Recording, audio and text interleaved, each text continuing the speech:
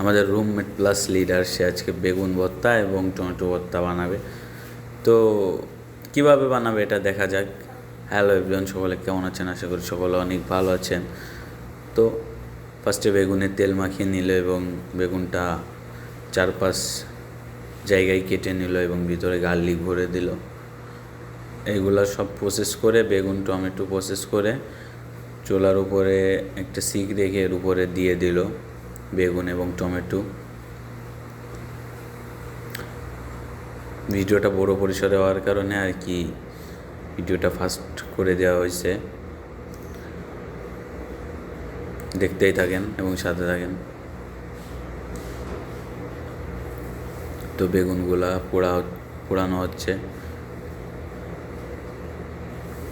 তো এখন বেগুন ভর্তার জন্য পেঁয়াজ কেটে নেওয়া হবে।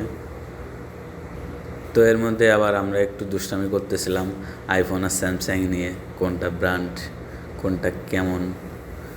ব্র্যান্ড তো সবসময় ব্র্যান্ড, আইফোন সবসময় ব্র্যান্ড। তো এখন পেঁয়াজ কেটে নেওয়া হবে আমাদের 1/8 সাইজের ডাইস আকারে। তো আজকের ভিডিওটা বেশি বড় করব না, আজকের ভিডিওটা এই পর্যন্তই থাকবে। সবাই ভালো থাকবেন, সুস্থ থাকবেন। ভিডিওটা ভালো লাগলে অবশ্যই লাইক করবেন, কমেন্ট করবেন। ফেসবুক থেকে দেখে থাকলে অবশ্যই পেজে ফলো করে দিবেন এবং ইউটিউব থেকে দেখে থাকলে অবশ্যই চ্যানেলে সাবস্ক্রাইব করে দিবেন।